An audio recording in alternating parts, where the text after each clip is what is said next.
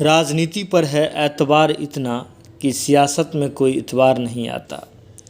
बिहार की राजनीति समय के साथ साथ अपनी धारा में परिवर्तन करते रही है। इस धारा के साथ चलकर कई लोगों का उदय हुआ है तो कई राजनीति के सूरज का अस्त भी हुआ है।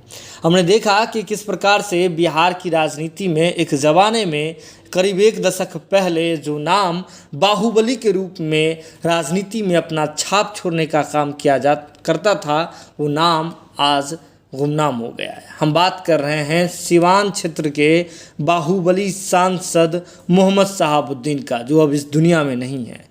आपको बता दें कि आपको याद होगा कि किस प्रकार से मोहम्मद शहाबुद्दीन, जो कि सिवान क्षेत्र के पूर्व सांसद थे, उन्होंने अपने राजनीतिक जीवन में कई उतार चढ़ाव भी देखे। साथ ही साथ बिहार के मानचित्र पर, बिहार के राजनीतिक पटल पर उनका नाम छपा हुआ है। ऐसे में हमें ये जानकारी है कि किस प्रकार से जो मोहम्मद शहाबुद्दीन है, उनका अलग अलग कांडों के कारण जो है उनकी संलिप्तता पाई गई थी, जिसके बाद न्यायालय ने उन्हें जो है दोषी करार दिया था। वे न्यायिक हिरासत में थे और उसके बाद उनकी कोरोना काल में मौत हो जाती है, जिसके बाद बिहार सरकार की ओर से पहल नहीं किया जाता है, ऐसा उनकी पत्नी का आरोप है। और इसके बाद मोहम्मद शहाबुद्दीन जी को बिहार की मिट्टी, जो उनका नेटिव प्लेस है बिहार, जो उनका राजनीतिक भूमि है, उनका जन्मभूमि है, उनकी मिट्टी भी उन्हें नसीब नहीं होती है, उनके कब्र को उनकी मिट्टी नसीब नहीं होती है।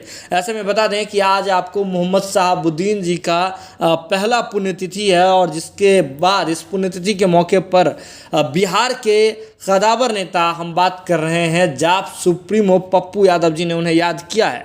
पप्पू यादव जी ने अपने सोशल मीडिया अकाउंट से याद करते हुए मोहम्मद शहाबुद्दीन के बारे में उन्हें श्रद्धांजलि तो दी ही है, साथ ही साथ बिहार सरकार को जम करके घेरा है। आपको बता दें कि पप्पू यादव जी ने स्पष्ट रूप से लिखा है कि सिवान के पूर्व सांसद शहाबुद्दीन जी की आज प्रथम पुण्यतिथि है। मुझे आज भी दुख है कि उन्हें अपनी सरजमी बिहार की मिट्टी नसीब न होने दी गई। मेरी संवेदना उनके परिजनों के साथ है। अब उन्हें परेशान न किया जाए, उनके परिवार की सुरक्षा सुनिश्चित करे सरकार। ये बात राजेश रंजन उर्फ पप्पू यादव जी ने अपने सोशल मीडिया अकाउंट से लिखी है। यानी कि दो तरफ की बात लिखी हुई है। एक ये मसला जो 1 साल पुराना है कि जब शहाबुद्दीन साहब इस दुनिया से रुखसत हुए थे तो उन्हें जो है बिहार की मिट्टी नसीब नहीं होने दी गई। इसके बारे में अलग अलग तर्क हैं, न्यायालय का भी तर्क है, सबका तर्क है, लेकिन पप्पू यादव के साथ साथ और भी अलग लोग मानते हैं कि इसमें सियासत हुई थी। जबकि एक पप्पू यादव जी के इस सोशल मीडिया के अकाउंट पर इस पोस्ट में एक दूसरा पहलू भी है। ये पहलू जो है हालिया है। आपको बता दें कि कुछ दिन पहले ही बिहार में एमएलसी चुनाव संपन्न हुए हैं। एमएलसी चुनाव में सिवान क्षेत्र से निर्दलीय प्रत्याशी थे रईस खान जी। उनके काफिले पर AK-47 से हमला हुआ था और इसमें मोहम्मद शहाबुद्दीन जी के पुत्र ओसामा साहब जी को मुख्य आरोपी बनाया गया था और आरोपी बना करके प्राथमिकी दर्ज कराई गई थी। कुल 8 लोगों पर प्राथमिकी दर्ज हुई थी, जिसके बाद राजद की नेत्री, यानी कि हम बात कर रहे हैं शहाबुद्दीन साहब जी की जो पत्नी है हिना साहब, उन्होंने प्रेस कॉन्फ्रेंस करके भी इस बात की ओर इशारा किया था। उन्होंने कहा था कि उनके पुत्र को, यानी कि ओसामा साहब को फंसाने की साजिश की जा रही है। इसके साथ ही उन्होंने प्रेस कॉन्फ्रेंस में इस बात की ओर इशारा किया था कि अगर सरकार इस पूरे मामले में जो है न्यायपूर्ण जो जांच नहीं करती है, न्याय नहीं करती है, तो वे सिवान क्षेत्र को छोड़ देंगे, ऐसा हिना साहब ने कहा था। और इसी बात का कहीं ना कहीं रिफ्लेक्शन जो है, आपको बता दें, प्रतिबिंब पप्पू यादव जी के पोस्ट में झलक रहा है। पप्पू यादव जी ने स्पष्ट रूप से अपने पोस्ट में लिखा है कि मेरी संवेदना उनके परिजनों के साथ है, अब उन्हें परेशान न किया जाए।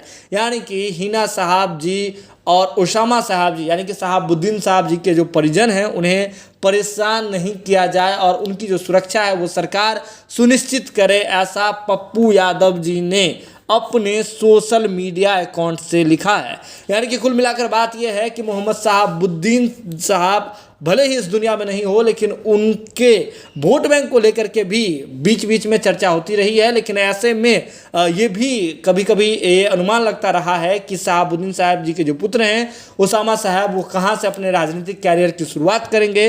बहरहाल आज मोहम्मद शहाबुद्दीन जी का प्रथम पुण्यतिथि है और ऐसे में जाप सुप्रीमो पप्पू यादव जी ने अपने अंदाज में उन्हें श्रद्धांजलि दी है और श्रद्धांजलि देने के साथ ही उन्हें सुरक्षा, उनके परिजनों को जो है सुरक्षा मुहैया कराने के लिए सरकार से अनुरोध भी किया है।